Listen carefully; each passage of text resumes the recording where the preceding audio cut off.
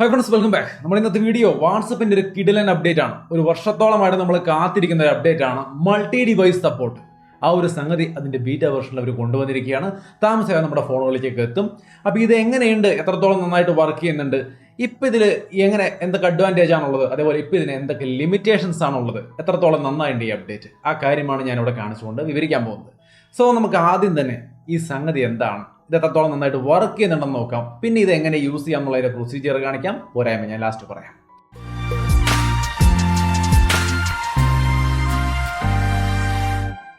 അപ്പൊ ഇതിന്റെ ഒരു അഡ്വാൻറ്റേജ് എന്താണ് എന്നുള്ളത് ആദ്യം ഞാൻ പറയാം, എന്നിട്ട് നമുക്ക് വിശദമായിട്ട് കാര്യങ്ങൾ പറയാം. ആദ്യം തന്നെ ഇത് എന്താ സംഗതി എന്നുള്ളത് ക്ലിയർ ആയിട്ടുണ്ടാവുമല്ലോ. എന്നാൽ ക്ലിയർ ആവാത്ത ആരെങ്കിലും ഉണ്ടെങ്കിൽ ഞാൻ പറഞ്ഞു തരാം. സാധാരണഗതിയിൽ നമ്മുടെ വാട്സപ്പ് നമുക്ക് കമ്പ്യൂട്ടറിലോ ലാപ്ടോപ്പിലോ അല്ലെങ്കിൽ നമ്മുടെ ഐപാഡിലോ ആൻഡ്രോയിഡ് ടാബ്ലറ്റിലോ എവിടേക്ക് വേണമെങ്കിലും എടുക്കാം. എങ്ങനെ?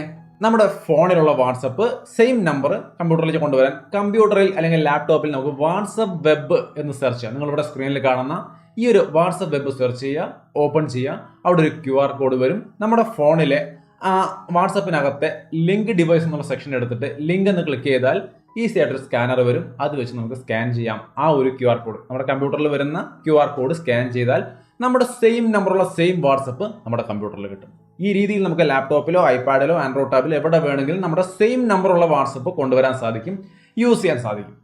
പക്ഷേ ഈ ഒരു സംവിധാനത്തിന് ഒരു പോരായ്മയുണ്ട്. എന്താണെന്ന് വെച്ച് കഴിഞ്ഞാൽ നമ്മുടെ ഫോണിൽ എപ്പോഴും നെറ്റ് കണക്ട് ആയിരിക്കണം. നമ്മുടെ ഫോണിലെ നെറ്റ് ഓഫ് ചെയ്യോ ഫോൺ ഓഫായി പോവുകയോ എന്തെങ്കിലുമൊക്കെ ചെയ്തു കഴിഞ്ഞാൽ നമ്മുടെ കമ്പ്യൂട്ടറിലോ അല്ലെങ്കിൽ നമ്മുടെ ലാപ്പിലോ ഒക്കെ നമ്മൾ കണക്ട് ചെയ്ത് വെച്ചിരിക്കുന്ന വാട്സപ്പ് പിന്നെ വർക്ക് ചെയ്യില്ല.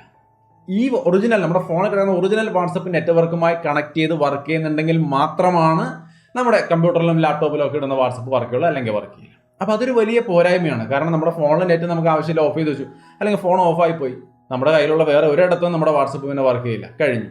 അപ്പോൾ ഇതൊക്കെ കണക്റ്റഡ് ആയിട്ട് മാത്രമേ വർക്ക് ചെയ്യുന്ന ഒരു അവസ്ഥയായിരുന്നു ഇതുവരെ. പക്ഷെ ഇനി അങ്ങോട്ട് ആ പ്രശ്നമേ ഇല്ല. നമ്മുടെ ഫോൺ തന്നെ വേണമെന്നില്ല, നമുക്ക് ഓഫ് ചെയ്ത് കളയാം, എന്നാലും ഈസി ആയിട്ട് വർക്ക് ചെയ്യും. നിങ്ങൾക്ക് ഇവിടെ കാണാം, ഞാൻ എൻ്റെ നടുവിലിരിക്കുന്ന ഫോണാണ് Reno 6 Pro. അതിലുള്ള വാട്സപ്പിനെ റൈറ്റ് സൈഡിലിരിക്കുന്ന ഐപാഡിലേക്ക് ഞാൻ കണക്ട് ചെയ്തിരിക്കുകയാണ്. വാട്സപ്പ് വെബ് വഴി നമ്മൾ നേരത്തെ പറഞ്ഞ മെത്തേഡിലൂടെ കണക്ട് ചെയ്തിരിക്കുകയാണ്. ഇപ്പം എനിക്ക് രണ്ടിലും മെസ്സേജ് അയക്കാം. ഇപ്പം നോർമലി നിങ്ങൾക്ക് ഇവിടെ കാണാം ഞാൻ മെസ്സേജ് അയക്കുന്നത്. ഞാൻ ഫോണിൽ നിന്നും മെസ്സേജ് അയക്കുന്നുണ്ട്, ഐപാഡിൽ നിന്നും മെസ്സേജ് അയക്കുന്നുണ്ട്. രണ്ടും വർക്ക് ചെയ്യുന്നുണ്ട്. ഇത് നോർമലായിട്ട് വർക്ക് ചെയ്യുന്നു. ഇതിപ്പോൾ നിങ്ങൾ ചെയ്താലും വർക്ക് ചെയ്യും. ഇവിടെ എൻ്റെ ഫോൺ ഇപ്പം നെറ്റ്വർക്കുമായി കണക്ട് ചെയ്തിട്ടുണ്ട്. അതുകൊണ്ട് തന്നെ ഇത് യൂഷ്വലായിട്ട് എന്തായാലും വർക്ക് ചെയ്യും, സംശയമില്ല. ബട്ട് നോർമലി ഇപ്പോഴത്തെ സിറ്റുവേഷൻ അനുസരിച്ച് നമ്മൾ എൻ്റെ ഫോണിൽ നെറ്റ് ഓഫ് ചെയ്താൽ പിന്നെ എനിക്ക് ഈ ബ്രൗസറിൽ നിന്ന് മെസ്സേജ് അയക്കാൻ പറ്റില്ല. വീണ്ടും എൻ്റെ ഫോണിൽ നെറ്റ് കണക്ട് ആകുമ്പോൾ മാത്രമേ എനിക്ക് ബ്രൗസറിൽ നിന്ന് മെസ്സേജ് അയക്കാൻ പറ്റുള്ളൂ. പക്ഷേ ഈ ഒരു അപ്ഡേറ്റ് വന്നതിന് ശേഷം എന്താണെന്ന് വെച്ച് കഴിഞ്ഞാൽ നിങ്ങൾക്ക് ഇവിടെ കാണാം, ഞാൻ ഫോണിലെ നെറ്റ് ഓഫ് ചെയ്യാം. ഓഫ് ചെയ്തതിന് ശേഷവും എനിക്ക് എൻ്റെ ആ ഐപാഡിനകത്തെ ബ്രൗസറിനകത്തുനിന്ന് മെസ്സേജ് അയക്കാൻ സാധിക്കും. ഞാനിവിടെ അയക്കുന്നുണ്ട്, നിങ്ങൾക്ക് കാണാം. ഞാൻ അയക്കുന്നത് ലെഫ്റ്റ് സൈഡിലിരിക്കുന്ന ഫോണിലേക്കാണ്. അവിടെ മെസ്സേജ് റിസീവ് ആവുന്നത് കാണാം. അതിൽ നിന്ന് എനിക്ക് തിരിച്ച് മെസ്സേജ് അയക്കാം, എല്ലാം ചെയ്യാം എൻ്റെ സഫാരി ബ്രൗസറിലുള്ള എൻ്റെ ഐപാഡിലുള്ള വാട്സപ്പ് വെബിലൂടെ. നിങ്ങൾക്ക് വേണമെങ്കിൽ ഇതേ സംവിധാനം നിങ്ങളുടെ കമ്പ്യൂട്ടറിലോ ലാപ്ടോപ്പിലോ നിങ്ങളുടെ വേറെ ഏതെങ്കിലും ആൻഡ്രോയിഡ് ടാബ്ലറ്റിലോ അല്ലെങ്കിൽ ഐപാഡിലോ ഒക്കെ നിങ്ങൾക്ക് ചെയ്യാം. ഫോൺ നെറ്റുമായി കണക്ട് ചെയ്തിരിക്കേണ്ടതിൻ്റെയോ ഈവൻ ഓൺ ആയിരിക്കുന്നതിൻ്റെ പോലും ആവശ്യമില്ല. ഒരു തവണ ലിങ്ക് ചെയ്താൽ മതി, പിന്നെ നിങ്ങളുടെ ഫോൺ ഓഫ് ചെയ്ത് തന്നെ വെക്കാം നിങ്ങൾക്ക്. എന്നാൽ പോലും വാട്സപ്പ് മറ്റേ ഡിവൈസ്, ലിങ്ക് ചെയ്തിരിക്കുന്ന ഡിവൈസ് ഏതാണോ അതിൽ ഇതുപോലെ സ്മൂത്ത് ആയിട്ട് വർക്ക് ചെയ്യും. സോ എന്താണ് ഇതിന്റെ അഡ്വാൻറ്റേജ് എന്നുള്ളത് മനസ്സിലായല്ലോ. വളരെ ഡീസെന്റ് ആയിട്ട് നമുക്ക് പല ഡിവൈസുകളിൽ 4ഓളം വരുന്ന ഡിവൈസ്, 4 ഡിവൈസാണ് പറയുന്നത് കേട്ടോ. അപ്പം 4 ഡിവൈസുകളിൽ ഇതുപോലെ നമുക്ക് വാട്സപ്പിൽ ലിങ്ക് ചെയ്ത് വെക്കാം. നമ്മുടെ ഫോൺ ഓഫ് ആയി കിടന്നാലും ഈ 4ൽ ഏതിൽ വേണമെങ്കിലും നമുക്ക് മെസ്സേജുകൾ റിസീവ് ചെയ്യാം. യാതൊരു പ്രശ്നമില്ല, അതിൽ നിന്ന് തന്നെ സെൻഡ് ചെയ്യാം. എല്ലാ കാര്യങ്ങളും ഈസി ആയിട്ട് നടക്കും. എപ്പോഴാണോ നമ്മൾ തിരിച്ച് നമ്മുടെ ഈ ഫോൺ, ഇപ്പം ഞാൻ പറഞ്ഞല്ലോ, ഫോണിൽ നിന്ന് ഓഫ് ചെയ്ത് വെച്ചാലും നെറ്റ് ഓഫ് ചെയ്ത് വെച്ചാലും വർക്ക് ചെയ്യുമെന്ന്. പിന്നെ എപ്പോഴാണോ നമ്മൾ ഈ ഫോണിൽ ഒറിജിനൽ വാട്സപ്പുള്ള ഫോണിൽ നെറ്റ് കണക്ട് ചെയ്യുന്നത്, ആ ടൈമിൽ നിങ്ങൾ സ്ക്രീനിൽ കാണുന്ന പോലെ നമ്മൾ മറ്റ് വാട്സപ്പ് വെബ് സർവീസുകൾ ഉപയോഗിച്ചുകൊണ്ട് ലാപ്പിലോ ഡെസ്ക്ടോപ്പിലോ ഒക്കെ നടത്തിയ ചാറ്റുകളുടെ മുഴുവൻ ഹിസ്റ്ററിയും ആ നെറ്റ് കണക്ട് ആവുന്ന വഴിക്ക് തന്നെ ഇവിടെ സിങ്ക് ആയി വരും. നിങ്ങൾക്ക് ഇവിടെ കാണാം സിങ്ക് ആയി വരുന്നത്.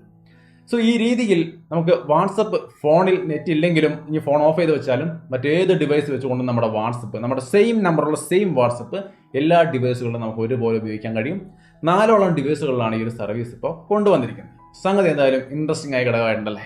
ഇപ്പം നിങ്ങൾക്ക് ഇത് യൂസ് ചെയ്ത് നോക്കണമെന്നുണ്ടെങ്കിൽ അതിന് ബീറ്റ വെർഷനിലേ പറ്റുള്ളൂ.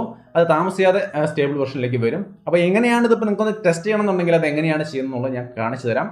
അതിന് മുമ്പ് ഒരു ചെറിയ ടെക് അപ്ഡേറ്റ് ആയാലും. നമ്മൾ സാധാരണ അതാണല്ലോ നമ്മുടെ പരിപാടി. വേറെ നല്ല സാംസങ് ഫോൾഡിൽ കുറച്ചധികം നല്ല അപ്ഡേറ്റ് വന്നിട്ടുണ്ട്. അതൊന്നും ഞാൻ മെൻഷൻ ചെയ്യാം.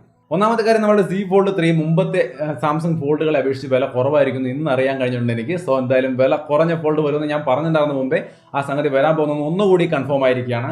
അതേപോലെ Z Fold 3 എന്ന ഫോണിൽ 4500 mAh ബാറ്ററിയും 6.2 ഇഞ്ചിന്റെ കവർ ഡിസ്പ്ലേയും ഒക്കെ ഉണ്ടാവും.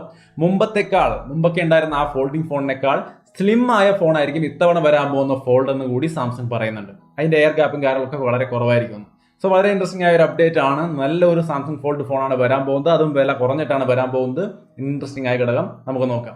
പിന്നെ ഫ്ലിപ്പ് 3യും ഇതേപോലെ തന്നെ കുറച്ചുകൂടി കോമ്പാക്ട് ആയിട്ടാണ് ഇറങ്ങാൻ പോകുന്നത്.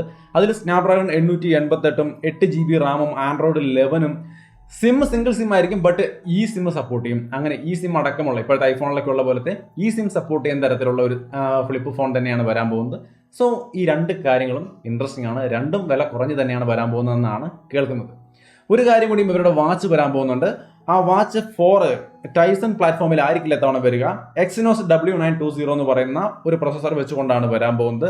ആൻഡ്രോയിഡ് വിയർ ബേസ്ഡ് പ്ലാറ്റ്ഫോം, അവരുടെ ടൈസൺ അല്ല, ആൻഡ്രോയിഡ് ബേസ്ഡ് തന്നെ വിയർ പ്ലാറ്റ്ഫോം ആണ് വരാൻ പോകുന്നത്. ഗൂഗിളും സാംസങ് കൂടി ഡെവലപ്പ് ചെയ്തിരിക്കുന്ന ഒരു സംഗതിയാണ്.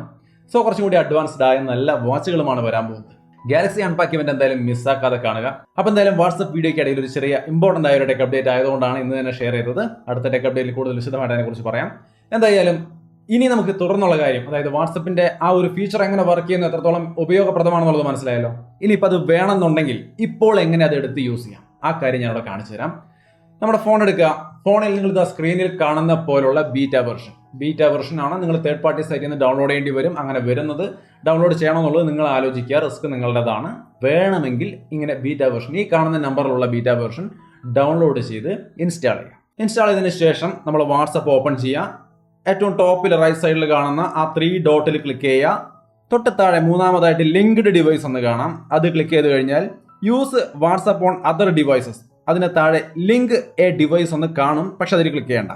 തൊട്ട് താഴെയുള്ള മൾട്ടി ഡിവൈസ് ബീറ്റ എന്നുള്ള ആ ബട്ടണിലാണ് ക്ലിക്ക് ചെയ്യേണ്ടത്. അത് ബട്ടൺ അല്ല, ഒരു എഴുത്താണ്. പക്ഷെ അതിൽ ക്ലിക്ക് ചെയ്തിട്ട് നേരെ അകത്തെത്തുമ്പോൾ ജോയിൻ ബീറ്റ എന്നുള്ളൊരു ഓപ്ഷൻ കാണും ഏറ്റവും താഴെ. അതിൽ ക്ലിക്ക് ചെയ്തുകൊണ്ട് ജോയിൻ ചെയ്യണം. ജോയിൻ ചെയ്യാതെ നിങ്ങൾ ഡിവൈസ് ലിങ്ക് ചെയ്താൽ നമ്മൾ ഈ പറഞ്ഞ രീതിയിൽ ഇത് വർക്ക് ചെയ്യില്ല. സോ തീർച്ചയായിട്ടും ആ ഒരു ജോയിൻ ബീറ്റ ക്ലിക്ക് ചെയ്തുകൊണ്ട് ജോയിൻ ചെയ്യാം. അതിനുശേഷം റിവേഴ്സ് ബാക്കോട്ട് വരിക. ഇനി നമുക്കിവിടെ ലിങ്ക് എ ഡിവൈസ് എന്നുള്ള ബട്ടണിൽ ക്ലിക്ക് ചെയ്യാം. അപ്പോൾ അവിടെ QR കോഡ് സ്കാൻ ചെയ്യാനുള്ള ഓപ്ഷൻ വരും. നമ്മൾ നേരത്തെ പറഞ്ഞ വാട്സാപ്പ് വെബ് നിങ്ങൾക്ക് ഇവിടെ കാണാം, web.whatsapp.com. ഇതിനകത്ത് ഈ ഒരു സംഭവം നിങ്ങൾ ഗൂഗിളിൽ കയറി സെർച്ച് ചെയ്യുക. അല്ലെങ്കിൽ അഡ്രസ് ബാറിൽ നിങ്ങളുടെ സഫാരി ബ്രൗസറോ ഗൂഗിൾ ക്രോമോ അല്ലെങ്കിൽ ഇന്റർനെറ്റ് എക്സ്പ്ലോററോ എന്തിലാണെങ്കിലും ഈ ഒരു വെബ്സൈറ്റ് സെർച്ച് ചെയ്യുക. അപ്പോൾ ഈ ഒരു QR കോഡ് വരും. ഇപ്പോൾ നമ്മൾ നേരത്തെ നമ്മുടെ ഫോണിൽ ലിങ്ക് എ ഡിവൈസ് എന്ന് ക്ലിക്ക് ചെയ്തപ്പോൾ ഒരു ക്യാമറ പോലെ QR കോഡ് സ്കാൻ ചെയ്യാനുള്ള ഒരു ഓപ്ഷൻ വന്നില്ലേ? ആ ഓപ്ഷൻ ഉപയോഗിച്ചുകൊണ്ട് ഈ കാണുന്ന QR കോഡിനെ അങ്ങ് സ്കാൻ ചെയ്യാം. സ്കാൻ ചെയ്ത് കഴിഞ്ഞാൽ കണക്റ്റിംഗ് എന്ന് കാണിച്ചുകൊണ്ട് ഈ ഒരു വാട്സപ്പ്, നമ്മുടെ ഫോണിലെ വാട്സപ്പ് വെബ് എന്ന് പറയുന്നത്, നിങ്ങൾ ഏത് കമ്പ്യൂട്ടറിലാണോ ലാപ്ടോപ്പിലാണോ അല്ലെങ്കിൽ ഐപാഡിലാണോ വാട്സപ്പ് വെബ് ഓപ്പൺ ചെയ്ത് അത് ഏതിൽ നിന്നാണോ QR കോഡ് സ്കാൻ ചെയ്ത് ആ ഡിവൈസ് അവിടെ കണക്റ്റിംഗ് കാണിക്കും, കണക്റ്റ് ആവും. ഇത്രയേ ഉള്ളൂ കണക്ട് ചെയ്ത് യൂസ് ചെയ്യാനുള്ള പ്രൊസീജിയർ. വളരെ സിമ്പിൾ ആണ്, ഈസി ആയിട്ട് ഉപയോഗിച്ച് തുടങ്ങിക്കോളൂ. പക്ഷേ സ്വന്തം റിസ്കിൽ. ബീറ്റയാണ്, തേർഡ് പാർട്ടി സൈറ്റിൽ നിന്നാണ് ഡൗൺലോഡ് ചെയ്യുന്ന ഓർമ്മ വേണം. നിങ്ങൾക്ക് സ്വന്തമായിട്ട് താല്പര്യം ഉണ്ടെങ്കിൽ ഡൗൺലോഡ് ചെയ്ത് ഉപയോഗിച്ച് തുടങ്ങാം. ഇനി ഇതിൻ്റെ ഒരു പോരായ്മ ഇപ്പോൾ ഞാൻ കണ്ടതെന്ന് വെച്ച് കഴിഞ്ഞാൽ, ഇതിപ്പോൾ web.whatsapp.com ആ സൈറ്റിൽ കയറിയിട്ട് QR കോഡ് സ്കാൻ ചെയ്ത് നമുക്ക് കമ്പ്യൂട്ടറിലോ അല്ലെങ്കിൽ ലാപ്ടോപ്പിലോ ഐപാഡിലോ ഒക്കെ നമുക്ക് ടാബുകളിലോ ഒക്കെ ഈ രീതിയിൽ ഗൂഗിൾ ക്രോമിലോ അല്ലെങ്കിൽ ആ ബ്രൗസറിലൂടെ നമുക്ക് ഇങ്ങനെ വാട്സപ്പ് ഉപയോഗിക്കാനേ പറ്റുള്ളൂ. നമുക്ക് 2 ഫോണുണ്ട്. രണ്ടാമത്തെ ഒരു ഫോണിൽ വാട്സപ്പ് ഇൻസ്റ്റാൾ ചെയ്തിട്ട് അതിലേക്ക് ലിങ്ക് ഡിവൈസ് കൊടുത്തുകൊണ്ട് ആ വാട്സപ്പിനെ ആ ഫോണിൽ 2 ആൻഡ്രോയിഡ് ഫോണിലായിട്ട് ഉപയോഗിക്കാൻ, ഒരു വാട്സപ്പ് ഉപയോഗിക്കാൻ ഇപ്പോഴും പറ്റില്ല.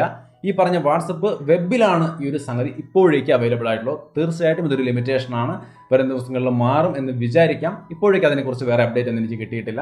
എന്തെങ്കിലും ഇൻഫർമേഷൻ നിങ്ങൾക്ക് കിട്ടിയിട്ടുണ്ടെങ്കിൽ തീർച്ചയായിട്ടും ഷെയർ ചെയ്യാം. അപ്പോൾ എന്തായാലും ഈ ഒരു അപ്ഡേറ്റ് ഇങ്ങനെയാണ് വന്നിരിക്കുന്നത്. നല്ലൊരു ഘടകമായിട്ട് തോന്നി. നിങ്ങളുടെ അഭിപ്രായങ്ങൾ തീർച്ചയായിട്ടും കമന്റായിട്ട് ഷെയർ ചെയ്യാം. വീഡിയോ ഇഷ്ടപ്പെട്ടാൽ തീർച്ചയായിട്ടും ലൈക്ക് ചെയ്തും ഷെയർ ചെയ്തൊക്കെ നമ്മളെ സപ്പോർട്ട് ചെയ്യാം. വീണ്ടും ഒരു വീഡിയോ ആയിട്ട് കണ്ടുമുട്ടാം. ബൈ.